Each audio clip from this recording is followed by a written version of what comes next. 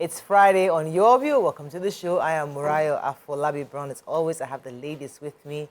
Alaja, Nima, Akashat, Zibiri. How you doing today? I'm fine. Today is rest day. I'm finishing up. I did my kids' room yesterday. What a room. Only 2 children. Only 2 of them. You cleaned it out, Abby? Cleaned it out. Geez. It was a full day work. Yeah. Those kids. You should not worry. I'm not going to be using. I'm thinking of throwing out their bunk and buying them sleeping bags. So yes, my dad had this bag used for camping, and I'm thinking just buy that and buy a mattress. Yes. Because so they do a lot of painting work. They put around the room a lot of Gufran sewing material. That all my scarf that they have cut, I saw them at the back of the bed. The machine, thank God, I've packed up, so I'm going to fix it. But you know, they have so many junks, toys, Imran picking stones, the ridiculous things these kids put up in the room. I hope he didn't trash those stones, because that thing might mean something to him. And he came from school and met his drawing book pad in the bin. I was like, oh, I heard you crying. I thought something had happened. I said, precious painting. I said, keep quiet. Don't return anything. Anyways. It was a lot. Hi, Mariam. Love your shirt. Thank you. Nima is so funny. So she wants to turn her children to nomads, nomadic spirit. You now give them sleeping bags. They always feel that they are going somewhere on the move. Don't do that. You need to see give what them a proper bed. Trying to create a camp. Yeah, so they are duvets and everything. It comes in they don't need the bed. They need space. No, they need space. Clear it regularly. Don't stress it. Anyway, for me, my son, we are Muna Tukawa. We're trying to get somewhere, my son and I. We're not seeing eye to eye on a lot of things.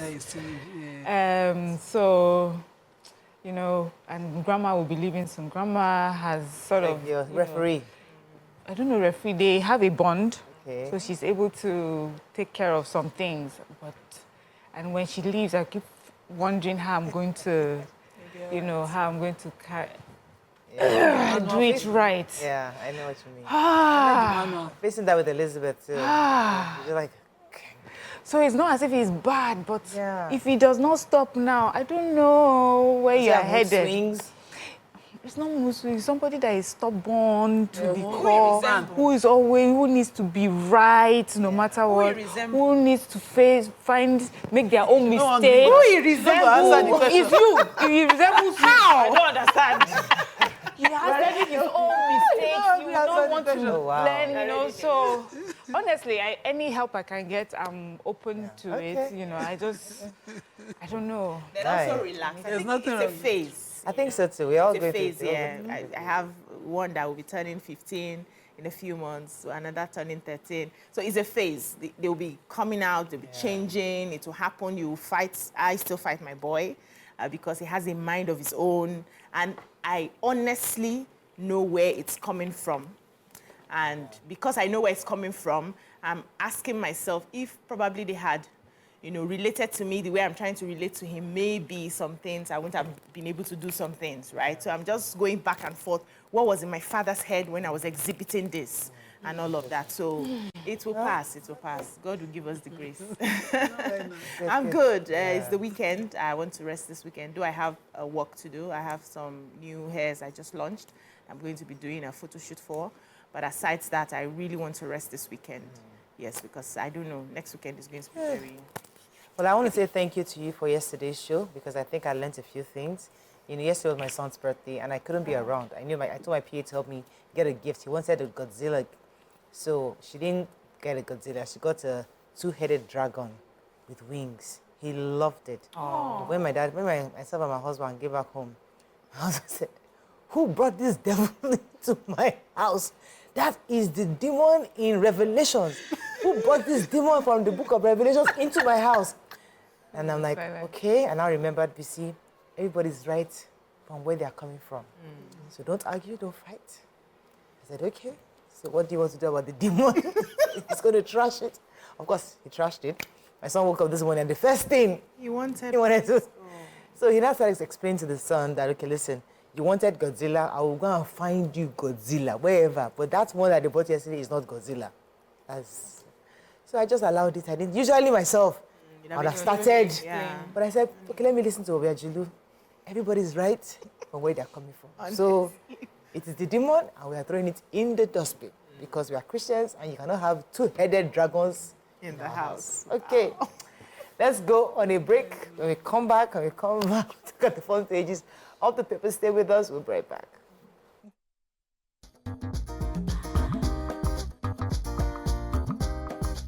Stay tuned. Your View will be right back. We're going to start with the nation. Federal government charges Emefiele with lying to obtain $6.2 million. Abiodun, Sule, Aburevi, and Idris don't know their fate today. Ibadan explosion, 2 more bodies recovered. South-South governors unite for region's growth. And Obaseki is braced chair. Refund 75 billion naira COVID-19 cash. House panel tells ministry. APC rules out automatic tickets for Ayedatiwa. Eagles shock elephants, and Adeleke deposes Ikirun, Ire, and Agbajo monarchs. Okay, which story are we starting with? Okay, can I give the update on the explosions that happened in Ibadan? So unfortunately and sadly, 2 more bodies have been recovered. So that brings the number to 5. And the spokesperson for the state even says that, they're still going through the rubble, so they're not sure there may be more bodies that they would recover. She tried to describe, the state in which they were found. One, the full body was found, and another was just a part of the body. And so now, cannot be, they can't tell, of course, immediately from what they've picked up who it belongs to. And also the House of Reps has indicated that it will launch a full-scale probe into the explosions commiserated with the people of the state. And then we also have miners that have condemned the indiscriminate storage of explosives. So the Miners Association says that, legal, well-established mining companies have proper storage facilities for whatever it is that they use. So obviously these must really be illegal miners who are doing things under the radar. And so then we also have, different people, senators, condoling with the victims and sending their messages as well. So it looks like it's an ongoing recovery of these bodies. So really sad. All right. Yeah, so the House of Representatives Committee on Public Accounts yesterday asked the Federal Ministry of Industries, Trade and Investment to refund the 75 billion allocated to it as COVID-19 intervention funds to the coffers of government. The committee also asked the Federal Ministry of Health to return to government coffers 10 billion meant for vaccine production, which was not utilized for that purpose. So the committee, gave the directive to the 2 ministries as they resumed the investigation hearing on the expenditure of the COVID-19 intervention fund by the MDAs. And they were upset that the Ministry of Industries refused to honor their invitation. They've been inviting them on 3 occasions, but they didn't come and they didn't show up, and they had no excuse for not coming. So they're asking the ministry now to refund the money appropriated to it during the COVID-19 pandemic. And since the money was not in use, they can refund it. And afterwards, if they need money for anything, they can now, write for another fund to be given to them. Then they went ahead to say that the 75 billion as COVID-19 intervention fund, that they had sent the ministry, invitation to the ministries 3 times. None of the invitations were honored. That's one of the reasons they are insisting now that this money has to be refunded. And also, they are investigating public accounts, the MDAs, ministries, departments, and agencies, and everyone who has, spent money or kept money that they have not used need to take it back to the federal government. They can now apply for funds if they need it going forward. So let's just see how this pans out. Okay, so the APC yesterday ruled out, The APC yesterday ruled out the automatic ticket for Governor Lucky Aiyedatiwa ahead of the November 16, 2024 governorship poll in Ondo State. The spokesperson, Felix Moka, was speaking, said they described the ruling party as a democratic platform, adding that any aspirant itching for the show up for the governorship elections should follow the process. According to him, apart from the governor, no fewer than 8 other aspirants are warming up. And when I saw the list of the 8, I now knew why some people were following President up and down to various places across the world. So it says that there's Princess Oladuni Odu, there is Finance Commissioner Wale Akintarewa, and there is Senator Jimo Ibrahim, Ife Oyedele, and Isaac Kekemeke. So we've seen a few of them traveling around with the president, so we can see where they're going from. It is not clear whether the chapter will zone the ticket to based on the region, but they say they're going to open it to direct and indirect primary. Either way, there's the people within the party members within the state that will decide who the next candidate nomination will be from the party. Go ahead, the major headline. The federal government has accused, and they've amended the charge that they used to take Emefiele to court and added criminal breach of trust, forgery, conspiracy to obtain by false pretense, and obtaining money by false pretense, where they said he lied to obtain $6.2 million. They accused him of conspiring with Ondo Eric Ocheme, who is now at large, to obtain that money in the name of the secretary to the government of the federation. And he awarded a multi-million naira contract to a company in which his wife, Omoile Margaret, and the brother-in-law, Omoile Makombo, are directors and major shareholders. And he is also accused of forging a document that he titled Pre-Presidential Directive on Foreign Election Observer Missions, dated January 26, 2023, and they added the reference number, and he claimed the document emanated from the office of the secretary to the government of the federation. These charges are huge. What I would hate is after all this excitement that they uncovered this, to see the prosecution fail. If they fail, what I will do, let me call the SAN prosecuting on behalf of the government, Rotimi Oyedepo SAN. This charge better be done. And stick. $6.2 million plus 5.2 something, 500 and something. I don't want to hear huge amounts of money and possibly, money laundered, siphoned, and then we'll just go and sit down later and say something happened. Because now the court awarded Emefiele, granted him bail. They also granted him leave to travel outside Abuja. Yeah. You know that he has rights. Yeah. He can also counter sue. So we better have a neat, tight case before we are jumping. That's all. Okay, The Punch. Public outrage grows as kidnapping epidemic worsens. Police to pay 50 million naira for arresting Abiola's widow in a nightgown. Picture story here. Inspector General presents 2 billion naira worth of money to families of deceased cops in Abuja. Ibadan explosion, death rise to 5, soldiers occupy site. Supreme Court Abiodun Adebu to learn fate today. FG plans over $3 trillion for energy transition. And reps order ministries to return the $85 billion COVID-19 funds. Let's take one story before we go on a break.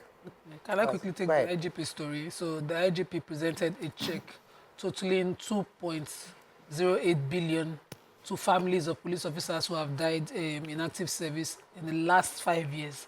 And the total beneficiaries are 785 widows and family members who came to collect what is titled the Group Life Insurance and IGP Family Welfare Scheme Package. And he says that, I like the fact that he emphasized that money cannot bring back the dead, but he's hoping that, this will assist them. He said, we appreciate the stewardship of President Bola Tinubu for his administration's commitment towards the well-being of police officers, and we urge the beneficiaries to make judicious use of the money. Okay, let's go on a short break. When we come back, we continue with our review. Stay with us. We'll be right back.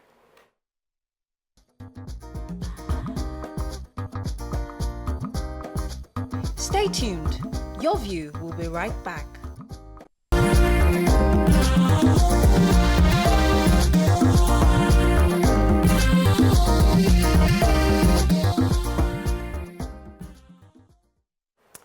Thanks for staying with us. Still reviewing Punch. What's the story? I have the major headline, which is outrage over the rising insecurity in the country grew on Thursday as stakeholders demanded tough actions by the federal government against kidnappers. Those who advised federal government on kidnapping epidemic included the Supreme Council for Sharia, South governors, residents of affected communities, and National Association of Nigerian Students. As we know, the conversation is that, first of all, these kidnappings used to be restricted to the northwest, but now, as even very recently, as we've seen it, is spread and quite rampant in the FCT. Different groups just, like the South governors, they brought up different scenarios where now you see these kidnappings happening in the South as well. Delta states especially, they've called Ogun State, other states in the South.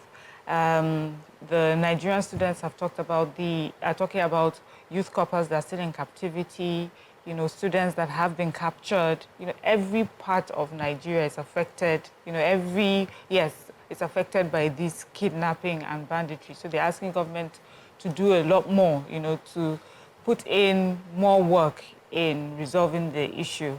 And we have the police. Well, we also have heard from government also in trying to curtail this kidnapping, advising us to stop not only advising, telling us that it's illegal to raise ransom for kidnappers, especially also making it public. So anyway, the major message here is government needs to do more, as this is affecting everybody. Right, so the Minister of State for Petroleum and Vice President are in Davos, Switzerland, and they have said that disclosed that Nigeria will be spending a total of 3.1 trillion to transit from fossil fuel to cleaner and renewable energy. They say specifically the country is projecting 1.9 trillion for energy transition plan, while 1.2 trillion was estimated for renewable energy plan in 2060. According to his Twitter page on X, he actually made a post on X. He said that Nigeria's energy policies aligned with OPEC's expectations, showcasing Nigeria's dedication to sustainable practices and energy. However, the issue of transitioning from fossil fuels, Nigeria would not rely on aids and grants to transition to cleaner renewable energy in 2060. So these are plans of projecting for the future. Any student that's doing punch? Let's move on quickly now to Daily Sun. Reps blow hot over 75 billion naira COVID-19 funds. Abia TV station invasion. 4 police face trial room. Ibadan explosion, 58 houses affected, says NEMA. AFCON Super Eagles beat Elephants of Cote d'Ivoire. OT appointed Okonjo-Iweala, Sanusi Ote, 16 others into Abia economic team. Supreme Council for Sharia appeals to Tinubu to find end to economic hardship. Aviation Minister orders relocation of FAAN headquarters to Lagos. International oil companies asset divestment. Nigeria loses nothing, says Okulokokori. And Army uncovers bunkering site with 3 million liters crude oil in rivers. Okay? Let's talk about the Army. So the 6th Division Nigerian Army has discovered an expanse of forest in Odagwa community in Eche local government area of Rivers State.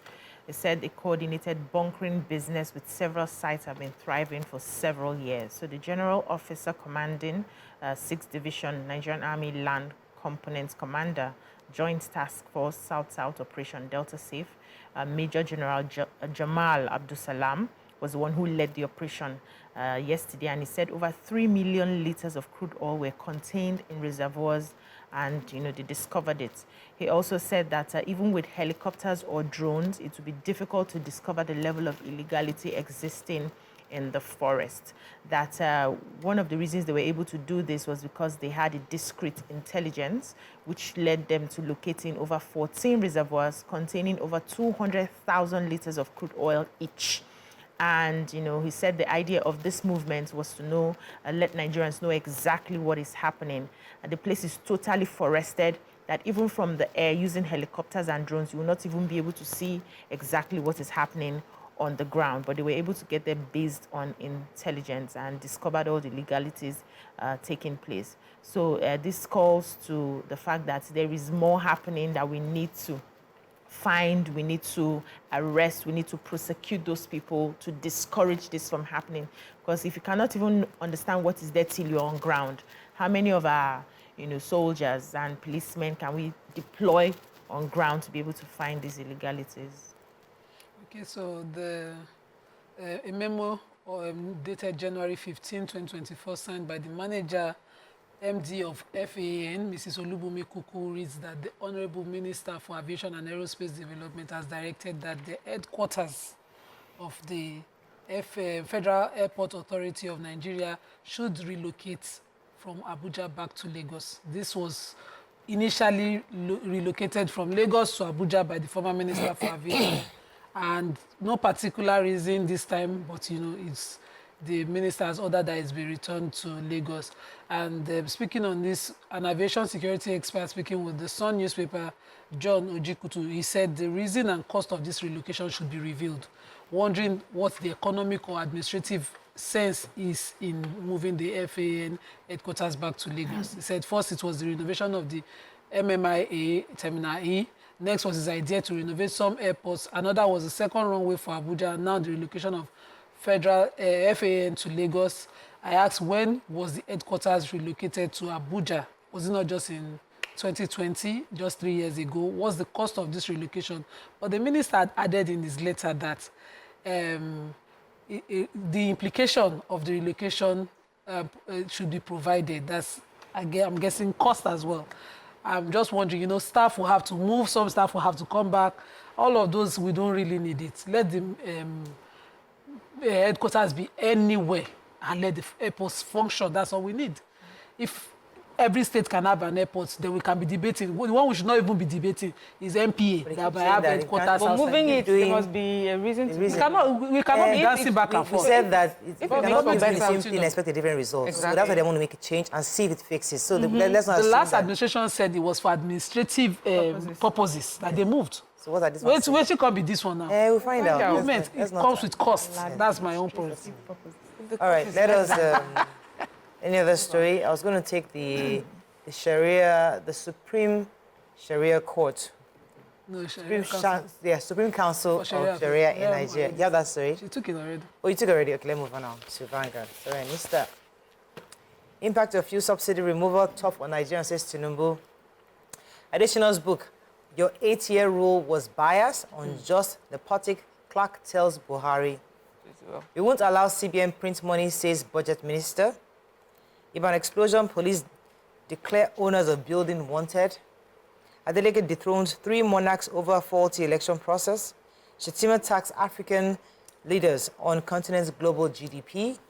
And Abia, policemen who invaded the TV station to face orderly room trial, says PPRO. Okay, which story? Let me take that Abia TV invasion. So it's been reported that 4 police officers at about 2:40 p.m., January 16th, invaded the online Abia breaking news television and radio studio in Umuahia.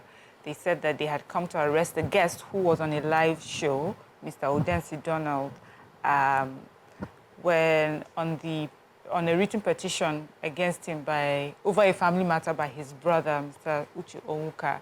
And when they got there, they said the staff, tried to appeal to them to allow for the live show to be over. But they insisted, and they went in and arrested this man on the live show. And the owner of the TV station says many of his equipment were damaged in the process. But the Commissioner of Police, Abia State, apologized for it, even quickly went for an sports assessment visit. And he says that he and the owner of the station have spoken and they have resolved the matter amicably. So there's another story that was in the Punch that has to do with the wife of Abiola. Her name is Zainab. That's the wife of late Chief MKO Abiola. Her name is Zainab Abiola. She had been awarded a 50 million naira in damages. And the issue in her own case was that she was arrested while still in her nightgown. And whatever the appeals she made, they did not listen to her. And then she was locked up for 3 days without being, taken to court. And so, the police had to pay her.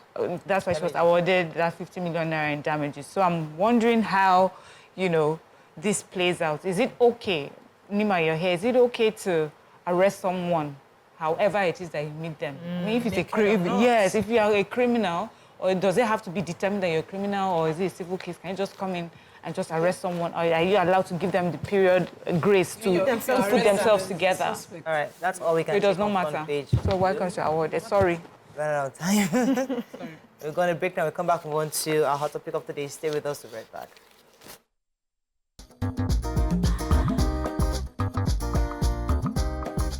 Stay tuned. Your View will be right back.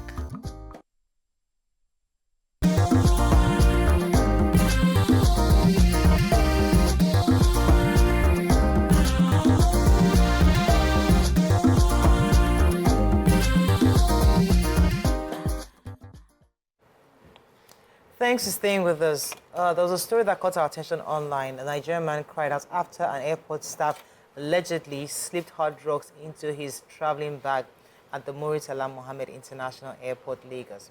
According to him, that's how his life could have been gone like that if and put his picture all over the place. Unfortunately for him, unfortunately for the staff, he got a slap from this gentleman. But the reason why this was really important is because we've discussed on this show several times warning unsuspecting victims of this kind of situation where either friends give you a gift to take with you abroad, or somebody package somebody and say, please help me pick up something from a friend. And then in this situation right now, you didn't pick anything from anybody, but somebody slipped something into your bag. These are issues that many Nigerians have faced, and some are probably even in jail right now for something they had no idea. Especially if you're going to certain countries, certain Asian countries, you go straight to jail and you probably might not even get a trial. But what are your thoughts on this? How do we protect ourselves and educate ourselves on stuff like this?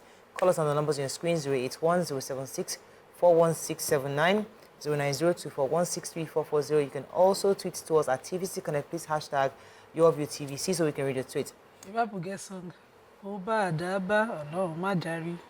And you think people would know better because, first-time travelers usually fall into stuff like this where they are still trying to find out, okay, where is the entry gate, where is this, where do I do this? So those kind of people always have issues where they are not very alert. But this man obviously is not a first-time traveler. He looks like somebody who is well aware, and that's why he was able to immediately know.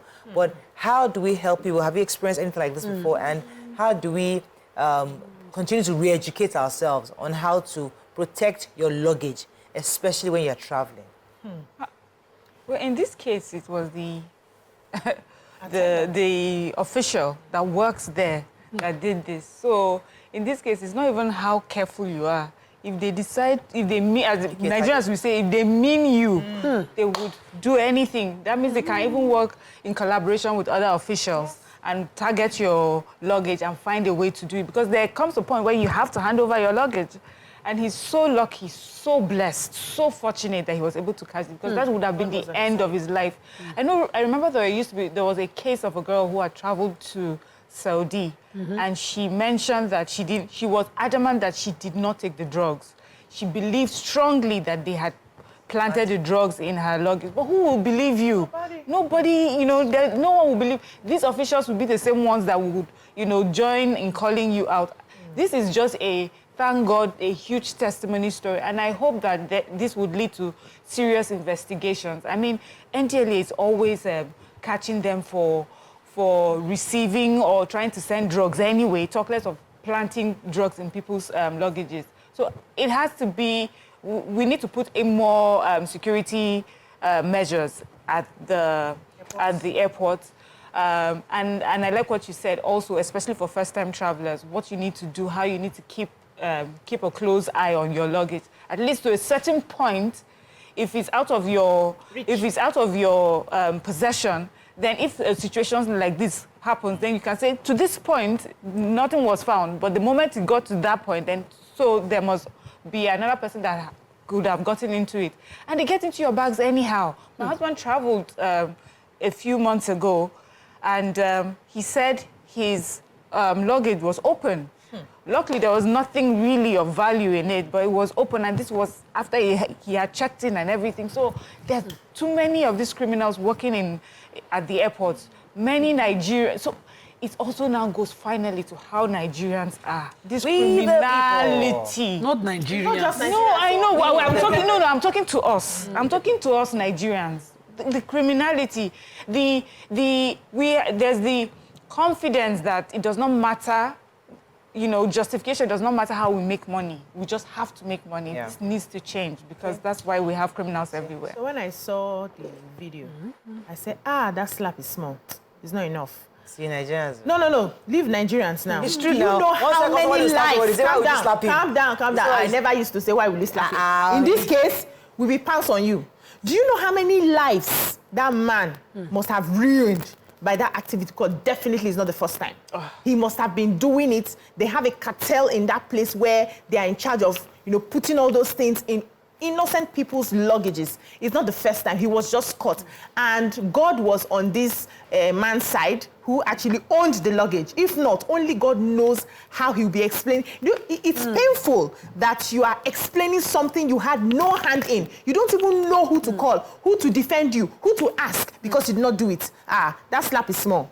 Pouncing on behalf of all the people he has ruined, we'll first of all finish that one. Then we'll now ask the question. Please, all those airports need cameras everywhere. We cannot keep saying Nigerians on one hand are drug peddlers. On the other hand, other people are peddling the drugs on their behalf that they are not aware of. We must protect the innocent so that when we are catching criminals, we know these are criminals. When innocent people are involved, we can easily trace back at what point. Because I know that when you travel, there's a point you get to where the luggage is no longer of your concern. You have padlocked it, they have queued it in, and it's moving into the airplanes. You don't know what happens there. Last time I was traveling, I forgot to lock. I normally use padlocks to lock my bags. I forgot to lock a luggage. My heart was beating till we landed in that country. I was asking myself over and over, I hope. It's not I hope they don't steal from me. I hope nothing is put in my bag. And I was traveling alone because Oga had left, so I was coming back alone. And I kept asking that question. It's not just Nigerians. So I was traveling the other time when I went to Botswana. We passed South Africa. They opened all our luggages. They stole from people. Yeah. In that stealing, they could have added something to anybody's bag. So it's not a Nigerian problem, it's a world problem. But are we equipped to be able to sort this out when somebody's insisting that I did not put anything, I am not aware of this? Can we go back to the cameras? Can we trace it to help people? That's the question we should be asking. Because these criminals are working there and they will do what they have to do. Yeah. Nima, your thoughts on this video? As you people are talking, I'm just hearing all the street slangs. You go explain, tire. No evidence. See that guy? Wow. There's nothing that guy can tell me. Anointing Abiola days to call it is following him. He has grace. I'm telling you. If you like, travel 10 times, 100 times. When these people do these things, you will not know.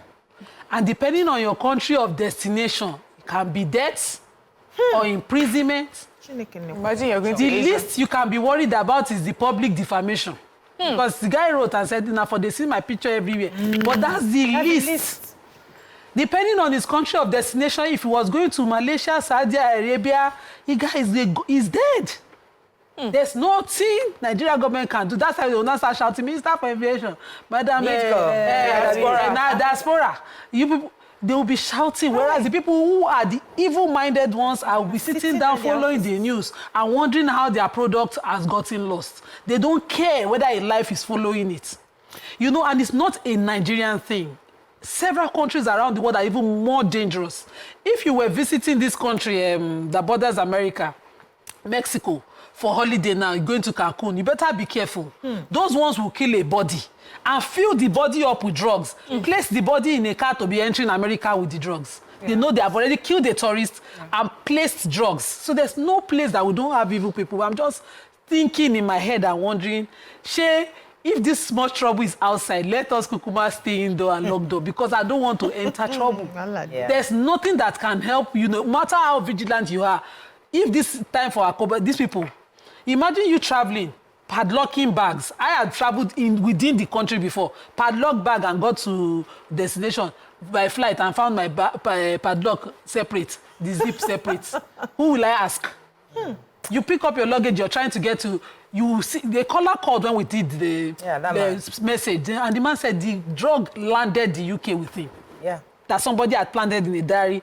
He got to her home with it. Yes. Only God Almighty, like Yakub says, will protect all. Let me go on a short break. When we come back, we'll open our phone lines. Stay with us, right back.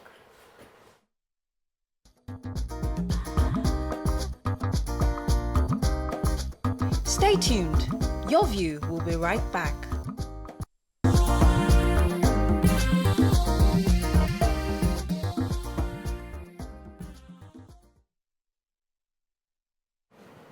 Thanks for staying with us. We're still discussing these drug peddlers. I know the story we're focusing on this morning is about the allegation made about an airport staff who allegedly planted drugs into a traveler. Obviously, the story is online.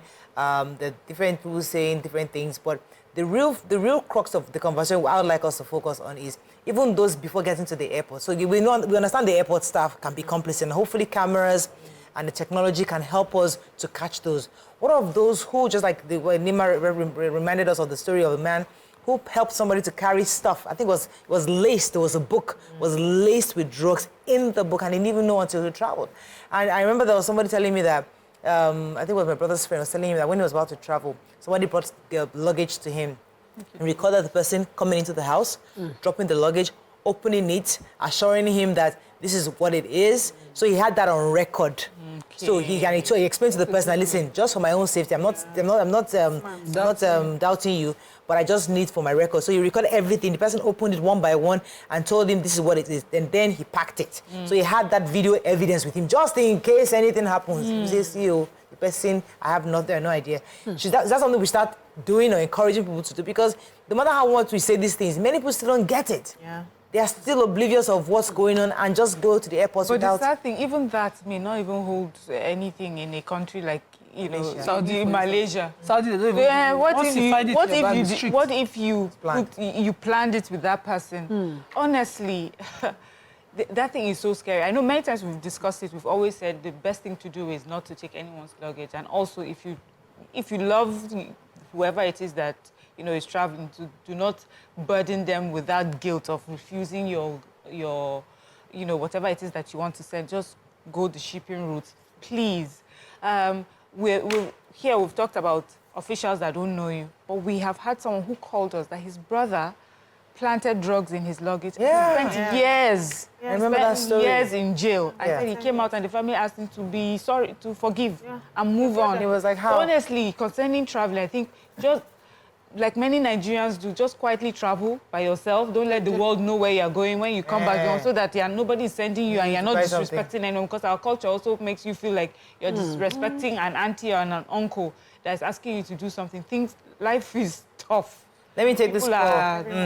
Omisolo, Atolagbe. Yeah, good morning. Thanks for calling. You're live. Yeah, thank you very much. Happy birthday to your kids. Oh, thank you. Yeah, you're welcome. Just like what Lima said, Akoba Adaba, Olomajekari. Yeah.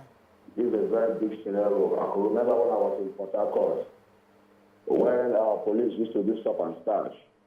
With the confidence I have, the policeman stopped me, wanted to search me. I told him, let me see his hand. He's asking me why. I said, let me see your hand, let me see if you don't have anything in your hand. So I will not plant something in my pocket. The man was looking at me with the confidence. He showed me his hand, and I allowed him to search me. It occurred. And I could remember when my younger brother is traveling to Canada, I assist him to the airport. I was in the airport with him. Up to activities was happening in the airport. That guy is not doing it alone. I believe he must have been doing it. He has partner that's working along with him. He has people that will receive it where the luggage is going. The same people that will put it there, the same people that will still remove it, they are still there. That guy is very, very lucky. I'm happy for him. Our airport is too porous. Too porous. When you go to our airport in the night, you will see how people going in, coming out. Not everybody that is traveling. It's porous. Yeah. That guy is lucky. Thank you very much. Thank you very much. So there's also something I do when I'm traveling. I wrap my bags. Very important. So when the bag is wrapped, and you get to your destination and the bag is open, we sort it at the airport. Who opened this bag? I'm not leaving that place. They will sort me out. True. Luckily, nobody has opened any wrapped bag, But it takes a while because by the time you now get into your hotel room when you land in your country. You're looking for scissors and knife to cut it, but it's not tidy though. It's not tidy. It's not tidy, and it protects your boxes. It's tidy. Yes, because you buy boxes when you're traveling. Before you bring it, it's scratched, it's scraped. By the time they are pulling it through their terminal when you're collecting your boxes, it destroys a good box. So it's also a way of protecting your box. And also, Nigerians, we should learn how to institute our boundaries without fear of how people would react or how they would feel or how wicked they will call you. Some people are really very afraid of the names that people will give to them. Please, show up yourself in such a way that you don't care. You're traveling to so-and-so place. Hey, I'd like you to help me give so-and-so thing to this person. Oh, sorry, man, I don't carry things for people. It will not kill you. They will just know you, and next time they will not come. Can we be that bold to say we don't carry things for people, whether they are family members or not? Because you can never tell. God will help us so that somebody, even from our family, will not want to do us wicked on a particular day. Because you can never tell who this person is. You only know of yourself. So you can boldly say no, that I don't, let it be a policy that they know that anytime Mariah is traveling, Mariah does not carry. In fact, I will give you some shipping companies that are very affordable that you can ship your properties. If I'm not the one buying it myself, I'm not the one packing it in my bedroom, I do not carry things for people. I've told no to my sister before. I was traveling sometime, and so a friend of hers was making some outfits for her and all of that. She bring it. I said, please, let her ship it. I don't carry things. Even when I buy things for her, I ship to her because I don't want my bag to be smelling crayfish and all of that when I'm traveling. So if I can do it to my sister, I don't know who I cannot say no to. We need that because it's about self-preservation. You may be a very strict person. You don't carry things for people, and you become a victim of being airports, drug peddling. Yeah, so just from your own area, make sure that you insulate yourself. Then if it now happens that your head now carry that one and brought to you. That one a destiny. We now find a way to go about it. God forbid, it's not our portion. Let's talk about the role government must play because of the seriousness of the application of this. You know, I was jokingly saying it before we went on the break that depending on country of destination and all of that. But government has constantly, had these relations with countries where Nigerians are seeking appeal, helping. Actually, we had this in Indonesia, waiting on the hanging case, where they were writing and making stories about how government must come in and assist people. Government knows the seriousness of this. We cannot have the mistakes happen at the airport. Exactly. Cannot even allow it happen. Where Nigerians' bags are being checked, must be covered on you must be manned by 24-hour CCTV coverage and reviews constantly. There should also be a kind of selection of those who work there. A special kind of selection. Not everybody that, somebody has caught falling ill today on work duties, just replace with any person that is not well within the trained staff. Because anybody that is caught there, it is the same implication for the drug, if the drug had landed in destination country, that should be meted out. Yes. And we must amend our laws to reflect such. Let me take this call for me, Bukun. Thanks for calling as we wrap up on this. Bukun, thanks for calling. You're live. Morning. Good morning, ladies. You're doing a good job. Thank you, ma'am. I want to say something on what Bisi said earlier.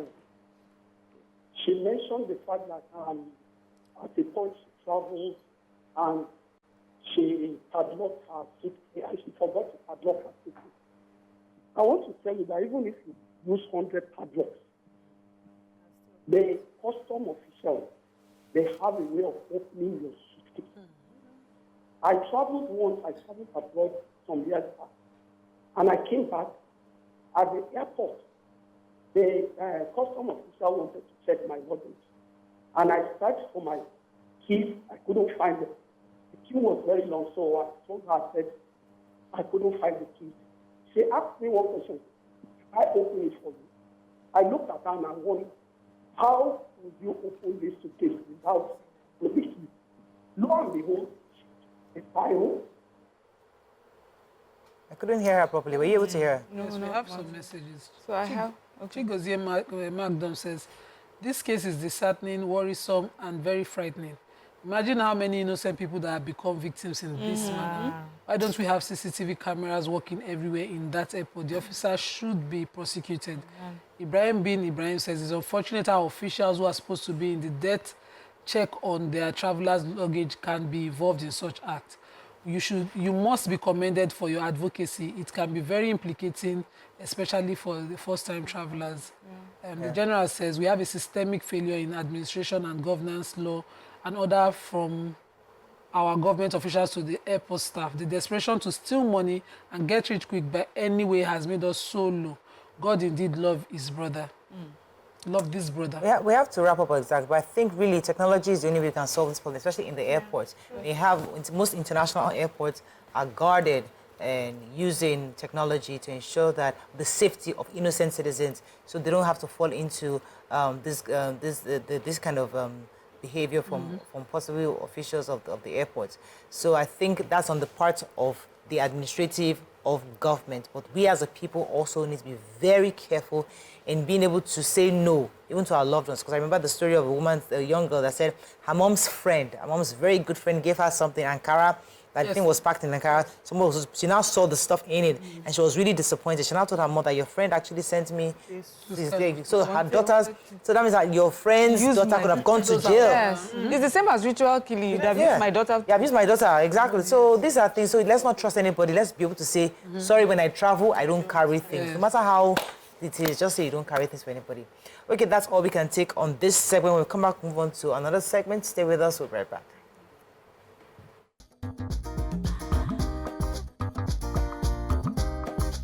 Stay tuned. Your View will be right back.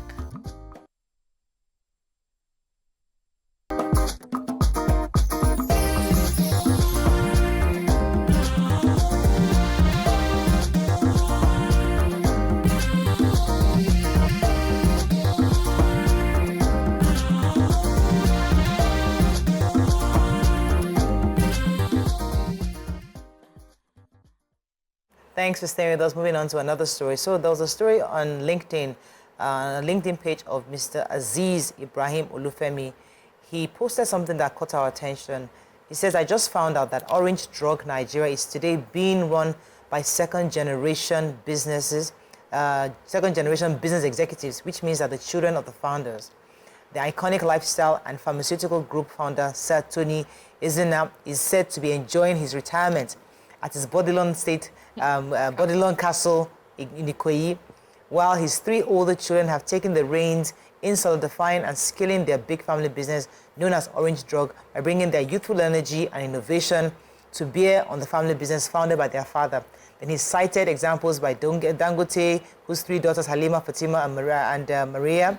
He also cited Mike Adenuga's daughters, Bella, running Glow, Tony Lumelu's daughter, Oge, also getting prepared to finish up her school in the London School of Economics and possibly start running his family business called Hair Holdings, amongst many others.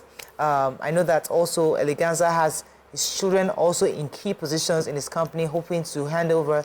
But the point is it mandatory to have your children run a family business?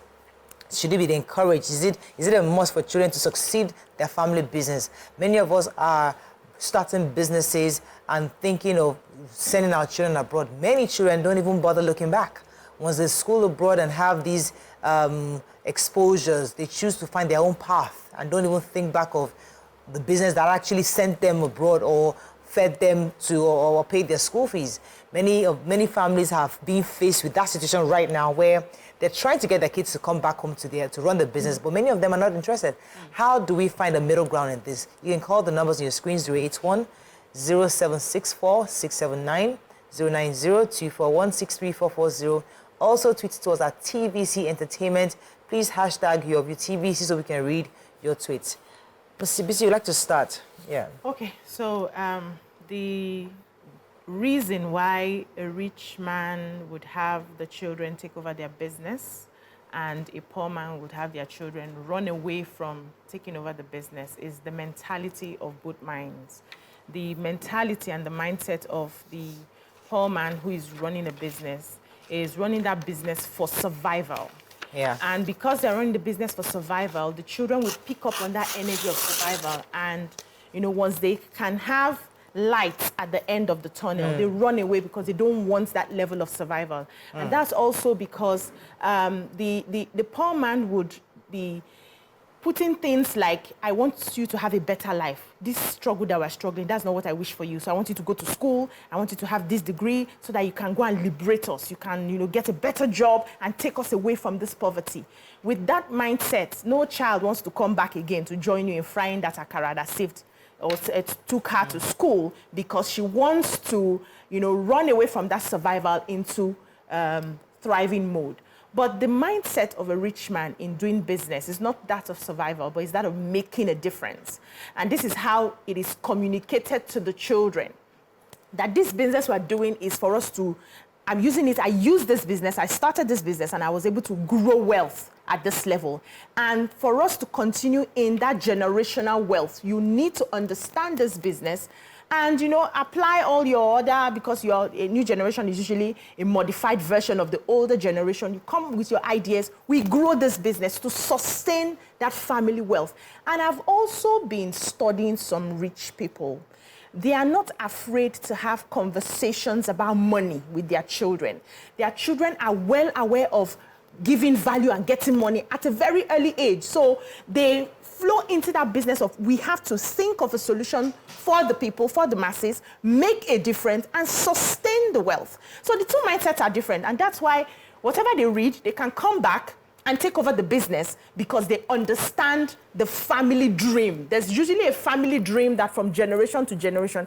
And sometimes in those families, there will always be one or two who are not interested in that family dream. Maybe their own gifts are different. But the majority of the people will buy into that family dream because they understood it early, they keyed into it early, they are not running away from it. It's a means of their thriving and their success, and they want to keep it growing. So that's why I feel like even we that we're just starting our lives, we can begin to get our children to buy into our businesses very early. So it becomes something that we're working together to build the Ugo family. Can I throw in this angle? Go ahead. Because maybe it's the mindset in which we raise our children with. So for example, if my parents were frying akara all through my life and I saw that that was the money they used to send me to school, now, maybe if I was raised to see dignity in that work, not see it as a hustle to survive.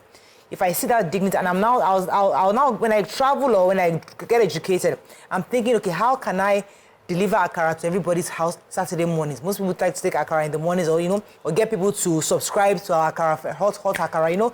I can think bigger. So maybe it's the way we are raising our children, not to appreciate that, even no matter how small it is. Because yes, you might think akara is survival to you, my mother, but I can actually make this an international business where I'm delivering akara every morning. The same way back in the day, they used to deliver fresh milk. Yeah. In all these, we used to watch in the movies, they'll be delivering fresh milk. Even in my school back then, there'll be in Corona, they used to give us fresh milk in the morning. That was not hot, but good milk. But back many when I was in primary school.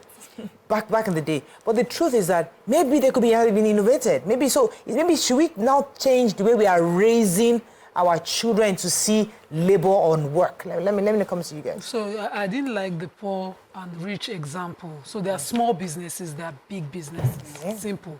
And families and generation have, passed down whatever businesses they do. In fact, it is a Yoruba thing for a family to be known by a trade. So you have some people that say, you're something. You have some people, there will be another thing. Depending on the trade they do. In Benin, the bronze casters, the generation upon generation are being bronze. That's what they do. Bronze is what they do in the family. And you see one child or another child inherit it. It depends on who receives the vision. What we see with people who do not have the mindset, whether they are small or big business of generational, trade or skill, is that they are doing their own thing and they allow their kids do their own. No rich or small or poor example. Why I say that is that, when we do this example, another person might not key into calling it a generational thing. They will just be saying, well, I'm a poor man and I don't have to do it. So my dad was a firefighter, a scientist, and he thought everybody in his line would just generally do it. All of us come. The people he pegged that this one naturally would do, they went on, and my brother who even did sciences is now in advertising, and he didn't really fulfill him. The worst that he was that none of us could memorize the Quran the way he did. So things that he did and loved and he tried to get us to do, we did not find love or time to do because, you know, things did not work out. Things like, that's how we should see it. It's not about one extreme end of the road and another extreme poor. No, that's not how we see it. I want us to see it, please. Okay. So for me, I want to look at it as a dignity of labor, dignity of work conversation. You know, we are part of a society, or we have a society where some jobs are seen as jobs for poor people or jobs that you just do just so that you can survive, you know. And then there are some jobs you look at, these are important jobs that you can pass on from generation to generation. But I personally believe that as long as what you're doing is legal, you know, there should be dignity that you're doing good work. And as long as that can provide for you and your family, then there should be pride in that. And if you have that sense, it is something that you want to see grow and you can pass on to the next generation. And the beauty about passing on to the next generation is that they come with their own newer ways. And, you know, as time evolves with technology, you build on it. So it's easy to use Ngote and Tony Elumelu, you know, because like they're big examples. But I remember Hilda Bassi that many of us celebrate today talked about her mom. Her mom has always, that's how her mom raised her. That's what she used to send her to school. And look at what Hilda Bassi has done with that. Yes.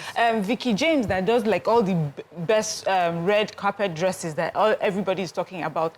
I hear her mom was a tailor. Didn't, you know, and that was what she used in raising her. And for some of them, and I've heard so many other stories of doctors who went back to doing food business because that's what they knew, you know.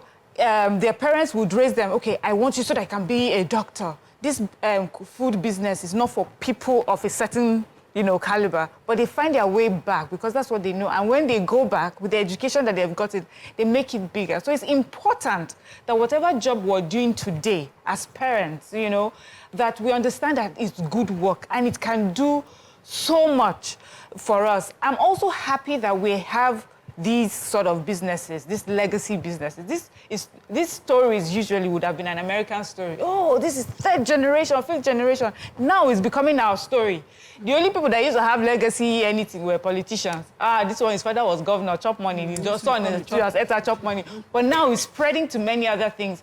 And it shows that our society is growing. It shows that we're building wealth that we can pass on to the next generation.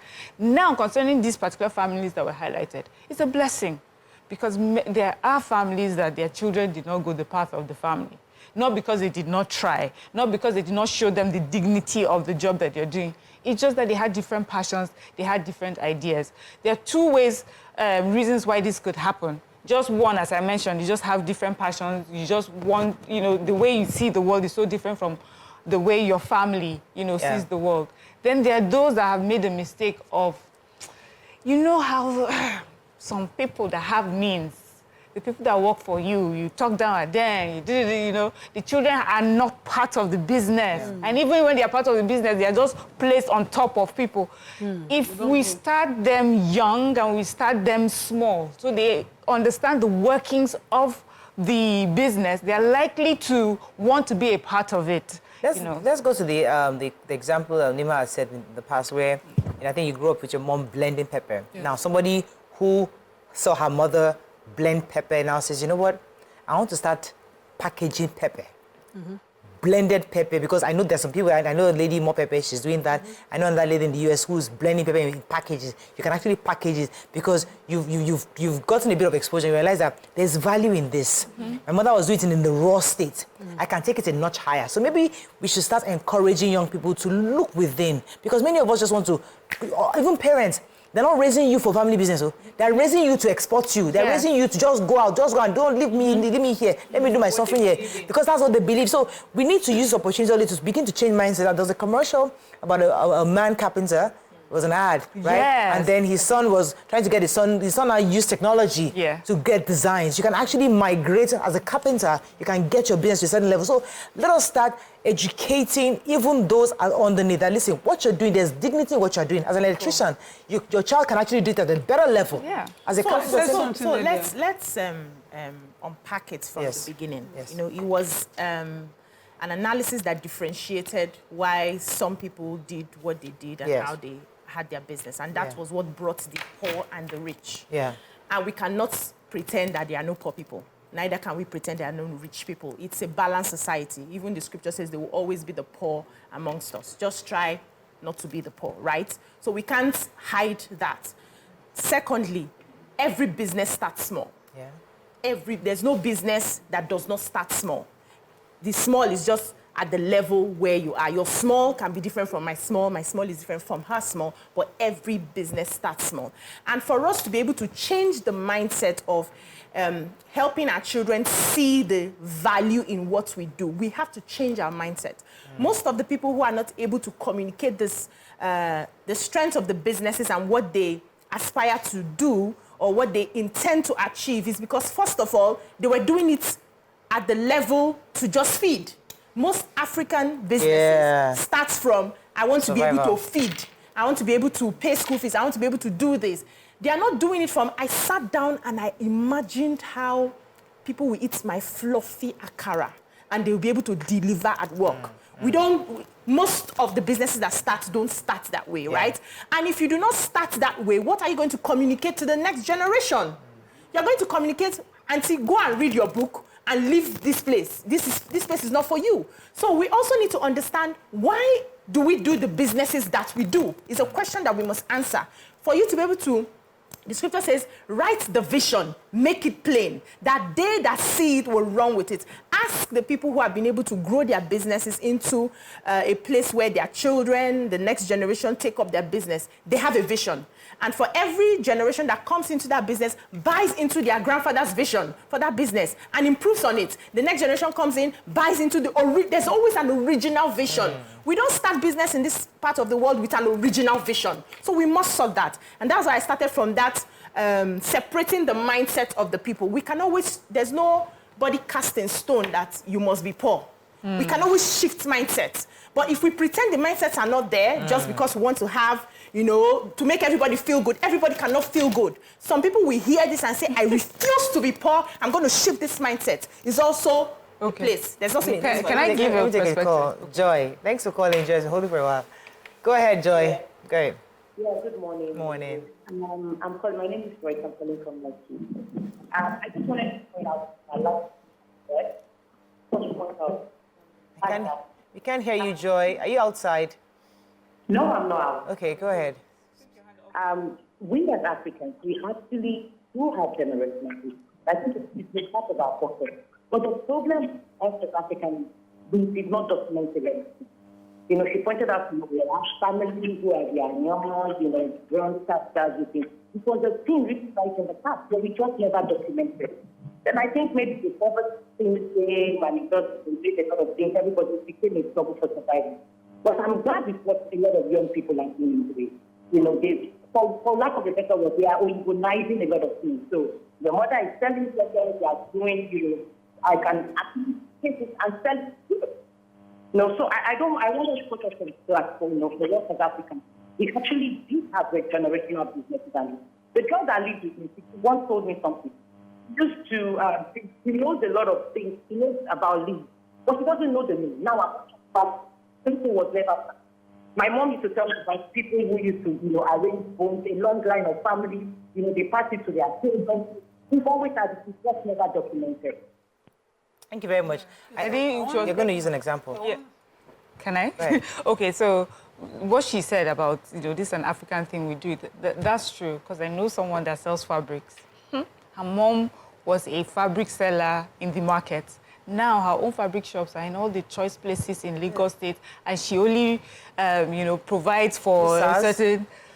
No, not SARS. Yeah, provides for a certain, type of people. Yes. So definitely we've had that, but she's right, we haven't documented it. But I was going to say that, let me also give perspective about how we started, how different generations start business. So it maybe not necessarily about poverty and wealth, but why that comes into play. So let's say someone is first generation and that person is selling, I'm trying to look for something, let's say food, right? The motive for starting that business, because you really have nothing, is really for survival, and that's fine. But by second generation, if it's something that you have encouraged, the children are part of the business and everything, by second generation, the motive is different. Maybe that's when, second to third generation, that's when you start thinking of legacy. So it's not really about wealth and poverty, it's really just about where you find yourself at a point in time. I always say this too when we're raising children. I said, how Ajekpako raising Ajebota, you know, what pushed you to do better for yourself was maybe the poverty and the things that you're unable to acquire. Oh, I couldn't get good education, I didn't eat well, I must make sure that it's different for my children. And then you now give birth to children. The passion and their own motive will come from a different place. They will not be moved by, you know, they are not pressured by the things that you were pressured by. So it's a different mindset for them. Okay, now we're going to take it to a legacy, you know. And finally, I'm going back to what I said earlier, that this is also a story of the growth that's happening in our country. It shows that there's wealth being built. A lot of the times we started at that level because that was where many Africans were after the colonialists left. We're really very poor people, but we have been building upon our wealth, and we're going to see more and more legacy businesses and generational wealth as we go forward. But we have to also change that mindset, which I think I'm already seeing. So this is not our story now. Many people understand that the jobs that they're doing today can get you anywhere. There used to be a time when you say you want to sew, your parents will say, you're not a tailor. You're a doctor, you're a lawyer, you're this. But now we want you to be fashion designers, we want you to sell food, because we know that you can build on this and make it generational wealth. So I wanted to say, back to the poor and small business example. So businesses start small.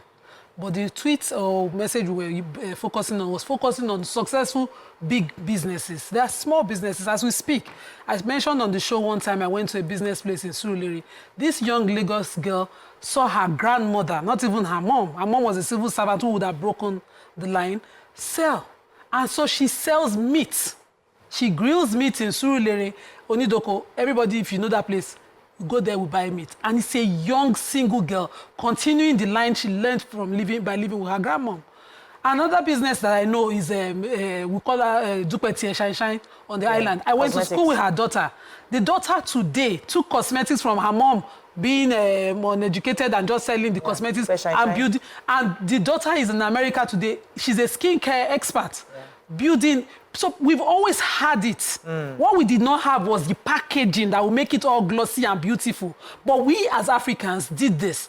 In the Benin custom, you have the Idiogbe custom, where the first son is expected to continue in that line. And so to inherit and continue, you both inherit the family house and continue that line and do certain rights, just to enshrine that continuation according to family. But what we are seeing today is the comparison. And so to find the best of comparison, we use a Dangote and compare with one Mark and what's the name abroad, where it is generational. But we've always had it here.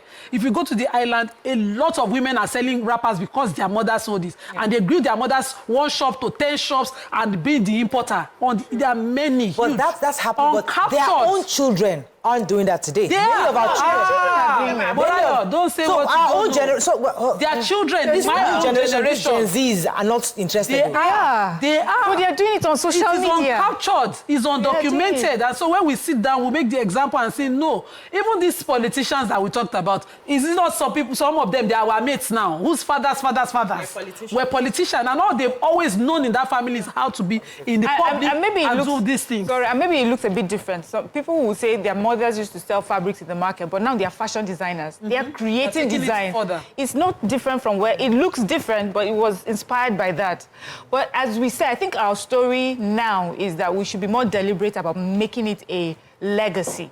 So because some law firms growing up have known the older generation. You're right. We can pick 1 or 2. But we don't do it as a collective, not a culture. That's what I'm trying to say. So that we need even to say that is wrong, because I just established that it's been a culture among African groups for years. The point we're trying to make is that when a family has built a legacy and one child decides to do something different, I made the example is you have more cases that we talk about being one child or 2 or 3 of the children saying, oh, daddy had a good legacy. They sit down and enjoy the trust, but they don't want to be involved. And we're saying, for you to get to that point, what we are highlighting is that train those children so that they have interest. Yeah. Well, what if you do and they don't have the interest? Okay, that's okay. You can't generalize. I wanted to ask a question. So some of the examples we have given are your grandmother sold clothes. Now you have taken the business up. Yeah. But you've taken the business up, but it's your business. It's not your grandmother's business that she started. So the question is, how do we make it that grandma started this business, grew it to a point, daughter joined, it's the same business grandma started. Like Macy's. Yes, and it becomes a generational business. Not that after, like, for instance, now my grandmother was the seamstress, a caterer, and so many other things that she was. I'm doing everything that she ever did, but I'm doing it as BC. I'm not doing it as a business that grandma started. So that sustenance is where the problem is. We're not able to have that sustenance. So you don't come, it's just a few people who are able to, continue from that. So we're asking, how do we ensure that sustenance so that it becomes generational wealth that we're building and we're growing? So that's easy, actually. So that goes back to what I'm saying, that as a country, as a community, as a society, we're building wealth. You're unable to build your grandma's to your own and make it from grandma because there were really very little resources. It was just able to inspire you to do more. And it's fine. And that's valid as well. Now you get to your own point. You're able to also raise money and maybe build physical buildings where your children can be part of it. You have carried it. It will still be grandma's dream. If you talk about... Grandma's dream is my dream now. It will still be inspired by that. It comes from somewhere. Yeah. When these people come here and even Oyibo people that have had generational wealth, when they tell you how the very first person started, it wasn't as if he had built, but he gave them a platform and they have built on it. And so I guess in the end, it has to depend on you. If you are willing to give grandma the accolade and say, because you gave me this platform, here we are today. And Let me take this has become a family wealth. Call. Dorcas, thanks for calling. You're live. Good morning. Thank you. Go ahead. Go ahead, Dorcas. We can hear you. Oh, I think we lost that. So there's something called... Oh, I'm told I have to go on a break. Sorry. Let me go now. I'll come back. Stay with us. We'll be right back.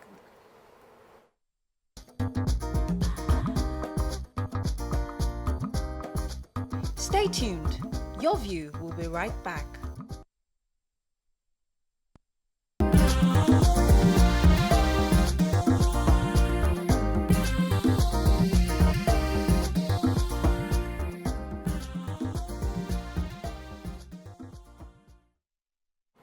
Thanks for staying with us. Nima was going to say something before the break. Yes. So there's something called trust that ensures that your legacy continues, whether or not your children are involved. So you now find ceremonial board members who just make sure that your name is mentioned in that company, that acquisition and reacquisition does not finally swallow it. Yes. So you have those, and it could be one of the things running these companies maybe in the next generation or not. And even all these ones we are hearing. Yes, McDonald's, KFCs. Yes, they've handed it over to a company, a trust to run it to ensure that it remains in that name, which is what the Idiogbe was trying to do traditionally.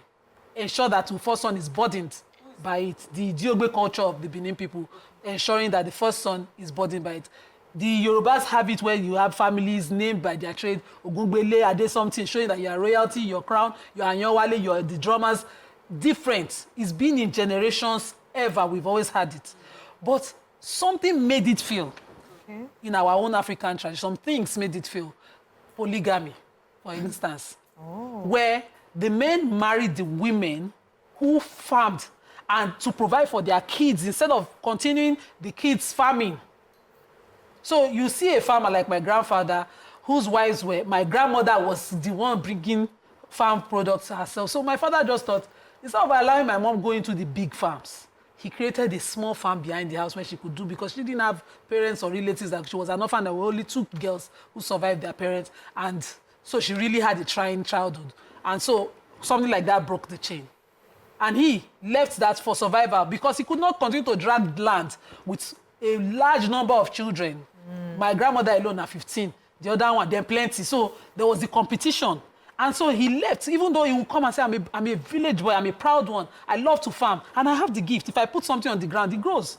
Yeah. But I cannot farm because there's no land that I inherited to continue that chain. And he had to leave town, come to Lagos, become scientist, become firefighter, and survive. And so that chain broke. So your father would have been a farmer. So, and I would have loved to be a farmer. It's something that's still in my blood. I mean, you're selling rice. You're very close. Been inspired. Anyway, so I was going to say also, you know, earlier I'd said we don't have it as a culture. And I meant we don't have it as a culture anymore. And you are trying to explain, you know, the factors that may have led to that. I don't agree that polygamy is the reason. I don't even agree that polygamy. In fact, I feel that polygamy was used really to perpetuate this generational wealth. I think is westernization colonialism. Yes, that happened. That's so. I don't know if people, you know, the stories that they would tell us how, you know, the earlier evangelists will come and want to take your child to go to school. You take the laziest, they will take the laziest of the child because you want the ones that would continue your business to stay at home. So they are the ones that would not go to school, they will push. But then westernization came. So the people that now ended up going to school now started becoming doctors and lawyers and everything. And wealth now moved to that side. So I think that's what broke that as a tradition. So now we saw whatever we did traditionally as something we did for survival or something that would never really take us anywhere. But these people were now in the new world. Do you understand? You know, but now what has happened again is that we're adding both together. We now understand what we had culturally. We now have the education that we have now. We have technological advancement, which we have imbibed, our children have taken. We send our children abroad. The thing people think you know there, we've given our children, they are joining it now. And we're now seeing it being built up. So we're building ourselves back again. We are now, I think we're now understanding the culture. Now our children will see some of the things we're doing and find it interesting. When my mom, sorry, one more example. My mom as a nurse, I saw nursing as survival. I saw her go through stress. It was not what I wanted for myself. And I'm sure a few times, you know, she had said that, like she didn't want that because of the stress. But she wants her grandchildren to do it. My daughter, you know, there's a way she's very caring and nurturing. My mom is always saying, you make a very good nurse or be in the medical practice. And she, please, I have my own passion. I may do it as a side hustle. So we laugh at her, like, how are you going to do medicine as a side hustle? But you know, we now see it as something that you can build up upon. And Pastor Ola, thanks for calling. Hello. Hello, good morning. Good morning, sir. My sister Stuart, on the ladies that. Hello. You're live. Go ahead, please. All right. I quickly wanted to say something about the poor and the rich, but I think it has been tracked. For me, really, it's not about the poor, because I've seen a lot of rich people whose children would not want to take over the business. And another thing I want us to look at is the discrimination from the society towards some kind of job or vocation. Today I live in Abuja, but I was born in Kaduna. I'm into estate business in Abuja right now, and I thank God I'm doing well. But I remembered when I got married, 2 years after my marriage, things were hard, and I didn't want to steal. I started to sell goat meat. We're having issues with that. Yes. That's a great story. So, go ahead, BC. Well, now talking about what has, you know, separated us from some of the cultures that would have helped us, you know, grow our generational wealth and different businesses. I'm also realizing that the loss, you know, you talked about when the colonialists came. One of the ways the colonialists broke us was to separate us from our values and integrity, and we lost our identity. Now, why some of our businesses in the times of old were able to, you know, go from generation to generation was that people were more trusting of each other. We had more value. There was a video showing an elderly man who put up plantains. I think we saw it a few months back, and just wrote the prices and left. That was how we were going to the market. You will not see the woman, you just see Ugu is 5 naira. You drop 5 naira, collect Ugu, and you go. You won't try it in this day and time because nobody is trusting of each other. People will come there, steal the Ugu, and nothing would happen, right? that was a local place now. It was in the bush. It was doing it in the bush. Come to the city and come and try it. You advise yourself. Yeah. So we lost that. And even when the government decides to step in, because I wanted, first of all, to also accuse the government of not giving an enabling environment for some of these businesses to thrive. And even when they come in to give those loans without interest, do we pay back? We don't. So we sabotage ourselves, we sabotage our country, and then everybody just goes to, what's the quickest thing I can do to make money? Is it bike? I would drive now to make money. Is it japa? I would japa now to make money.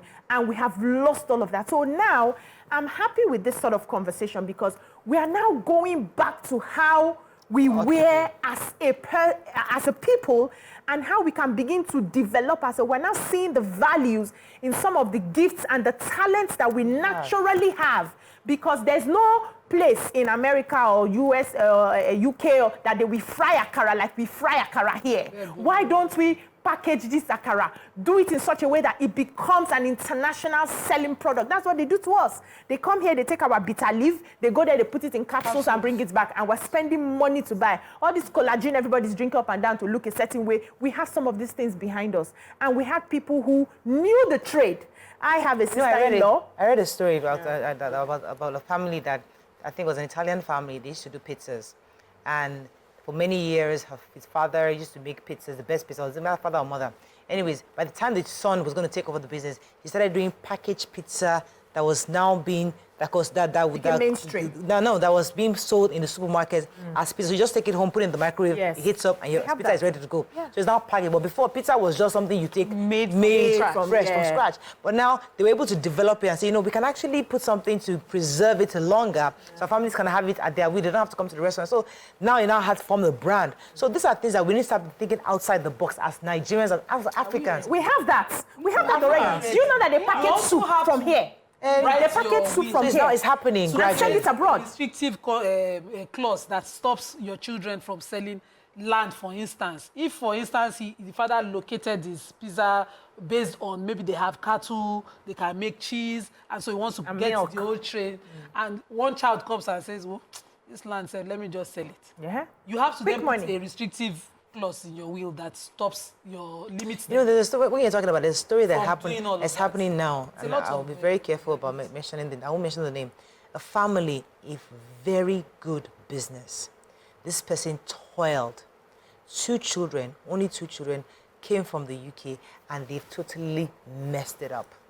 They were supposed to. They read and one wanted to sell off. Wow. The other one wanted to continue, and there's a legal battle, and till tomorrow they are still in court trying to see how. So it goes back to how we raise the children to understand. One wants to just sell off and go back to the UK and say, I'm done with this country. And the other one is trying. But even the Oyimbos that we talk about today, they've gone through these issues that we're going through for many years, and that's why we have all these institutions coming. That's why things like trust come in, because these wealthy people who have built wealth that they want to pass on have now realized that sometimes your own blood may not be interested, or your own blood will be the one that would sabotage it. And so now they're looking outside the family. Let's look for people who have the interest. Let's see, we'll give you a share in it, and you do it. So the Elumelus of today, by another generation, you maybe a different look for who is running that, their conglomerates. So we should stop trying to hold on to this, that is my nose, my family. Yes. Also, the reasons why we're seeing this, I think, has a lot to do with political stability. We've come from a long history of civil war, military coups, back and forth. One day you have all the wealth, there's a military coup, you've lost everything. But we've had, sustained stability, at least, we're not saying completely, somewhat, that's allowed people to grow businesses over a period of time and are able to move it on to the next generation. And that's why, earlier when we were talking about, I think it was earlier in the week or 2 weeks ago, when they said EFCC had raided, Dangote offices, and we're saying, let the refineries work. It was not because, we love Dangote, Dangote is our relative. It's because it's enlightened self-interest. We're looking at how the interest to the whole country first. So yes, if anything comes out of that, prosecute. But remember that do not throw away a development, a facility that could help develop a nation with all that has been put into it because, you know, you're trying to pursue a case. So pursue the case, but those things but those things that would help to develop our country and push our wealth and grow us, please, let's try and maintain them. Let me take Miriam from Lekki. Oh, your namesake. Good morning. Good morning. You're live. Go ahead, please. It's me again, Joyce. I think the universe is just being kind to me today because it's not even getting to today, guys. But I think the way forward for us is not to use systems and structures, actually. Because we already have good businesses, we have people with great and wonderful ideas, but we don't have the right systems and structures. So when we look at, you know, she was talking about the right systems and... Sorry about that, Miriam. We really wanted to hear you. Yes, we need experts to help with that, but let me quickly take this. William Davis says, good children, though, you can't train bad children to take over parents. God help us. Again, fear of parents for children to crumble the family business. Many thanks. Junel says, every job that's legal should be respected. We should allow our children to be happy. Children should have their own dreams and calling. It's okay if my kids want to do my business, and it's still okay if they pursue their own dreams and create their own legacies. Biliki says, how wonderful it is for us to read about the Sir Tony Ezena, whose children, his daughters, or his first three children, are taking over orange drug. I mean, that is the dream of any man or any woman, any parent, to see that my children are taking. We saw Tony Elumelu, who was coaching his daughter, Oge. I mean, she was there, she had her cornrows, and she was there talking to all these big world leaders. And I'm just thinking, the pride. The pride. Yes. Can you imagine the pride? And somebody was saying, so I heard on the comment that she doesn't need to wear all these Brazilian long sleeves. She's just herself, because listen, she's not trying to prove anything to anybody. She can, with her cornrows, that one. That's not that one. The point is that all of us are doing all this kira. We're just trying to, don't make it about yourself. Doesn't need all that extra. She's just the daughter of Tony Elumi. It's enough. Let me tell you that conversation. Let me tell you what it is. It's about allowing, I call it reverse snobbery. Okay. When a poor person does all this, people say it's because they are poor, they do it. When a rich person does not wear all this, that rich person can get away with.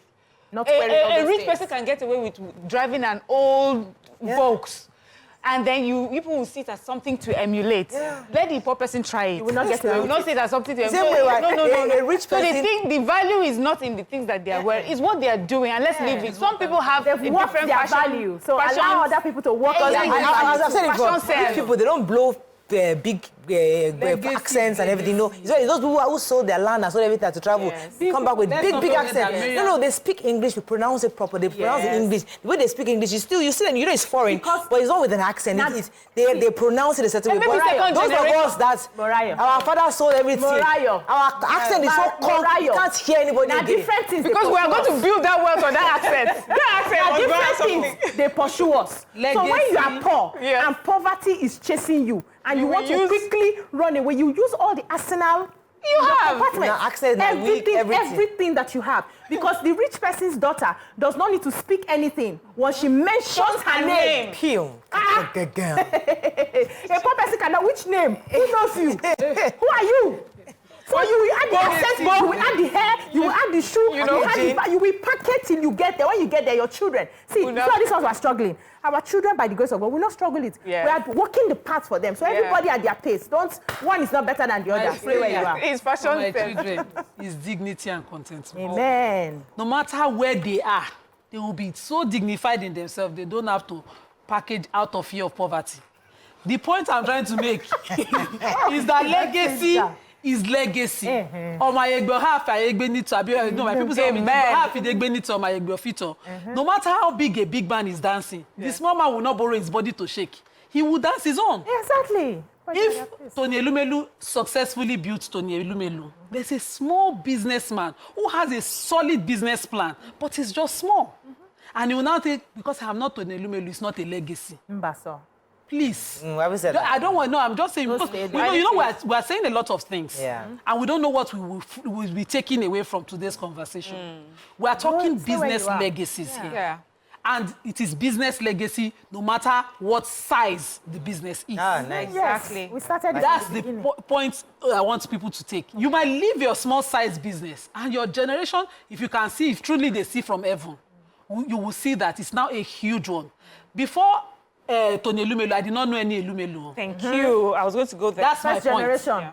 He might be the first one. Yeah. The other one we know is a politician, and we can assume he made money from government. Yeah. You know?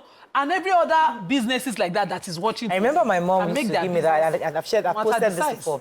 My mom, she was born in Lagos, obviously, and she used to notice when the owner of not Dangote, Doyin Group. Yes, Saraki? No, not Saraki. Adedoyin. Yes. Came to Lagos from Agbamu. He was the Doyin Group. He's one of Shiva Razak Okoya's very sorry. Yes. Pharmaceutical. Yeah, so it's a huge conglomerate. Yes. They have multiple businesses. And she used to tell me the story of how when he just came to Lagos from Agbamu, he used to sleep in a store, a small shop. And he wondered why all these boys. And then he was so friends with Razak.